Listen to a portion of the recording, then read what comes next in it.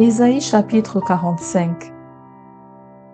Ainsi parle l'Éternel à son oint, à Cyrus, qu'il tient par la main, pour terrasser les nations devant lui, et pour relâcher la ceinture des rois, pour lui ouvrir les portes, afin qu'elles ne soient plus fermées. Je marcherai devant toi, j'aplanirai les chemins montueux, je romprai les portes d'airain, et je briserai les verrous de fer. Je te donnerai des trésors cachés, des richesses enfouies, afin que tu saches que je suis l'Éternel qui t'appelle par ton nom, le Dieu d'Israël. Pour l'amour de mon serviteur Jacob et d'Israël mon élu, je t'ai appelé par ton nom, je t'ai parlé avec bienveillance avant que tu me connusses. Je suis l'Éternel et il n'y en a point d'autre. Hors moi, il n'y a point de Dieu. Je t'ai saint avant que tu me connusses. C'est afin que l'on sache du soleil levant au soleil couchant que hors moi, il n'y a point de Dieu. Je suis l'Éternel et il n'y en a point d'autre. Je forme la lumière et je crée les ténèbres. Je donne la prospérité et je crée l'adversité. Moi, l'Éternel, je fais toutes ces choses.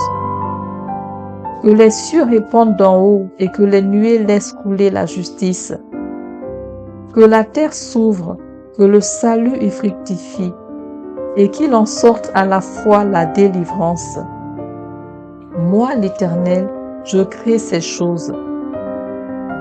Malheur à qui conteste avec son Créateur.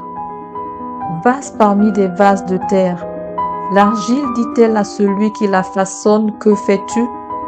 Et ton œuvre, il n'a point de main? Malheur à qui dit à son père, pourquoi m'as-tu engendré? Et à sa mère, pourquoi m'as-tu enfanté?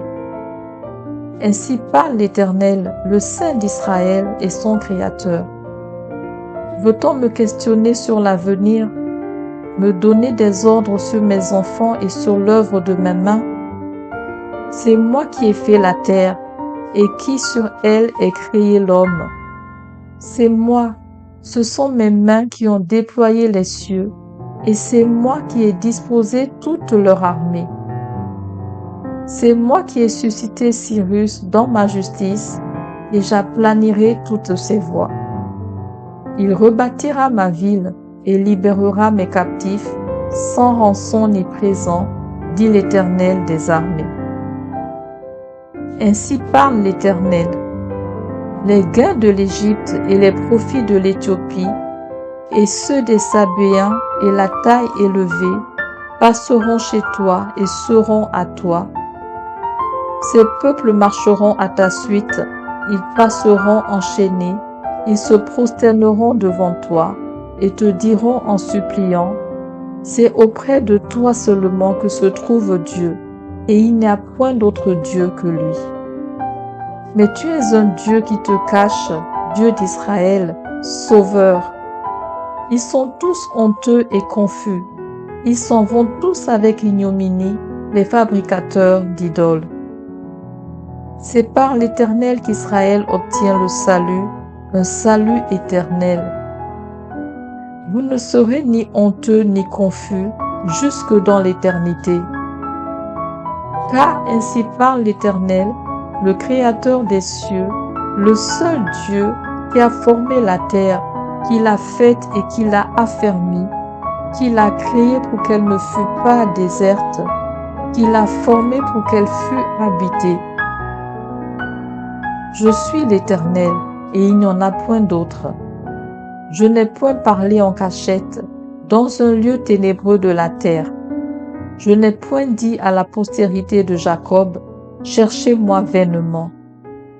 Moi, l'Éternel, je dis ce qui est vrai, je proclame ce qui est droit. Assemblez-vous et venez, approchez ensemble, réchappez des nations.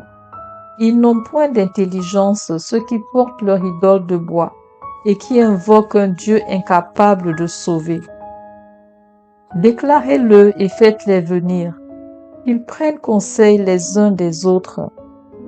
Qui a prédit ces choses dès le commencement et depuis longtemps les a annoncées? N'est-ce pas moi l'Éternel? Il n'y a point d'autre Dieu que moi. Je suis le seul Dieu juste et qui sauve. Tournez-vous vers moi et vous serez sauvés, vous tous qui êtes aux extrémités de la terre, car je suis Dieu et il n'y en a point d'autre. Je le jure par moi-même, la vérité sort de ma bouche et ma parole ne sera point révoquée. Tout genou fléchira devant moi, toute langue jurera par moi. En l'Éternel seul, me dira-t-on, réside la justice et la force. À lui viendront pour être confondus tous ceux qui étaient irrités contre lui. Par l'Éternel seront justifiés et glorifiés tous les descendants d'Israël.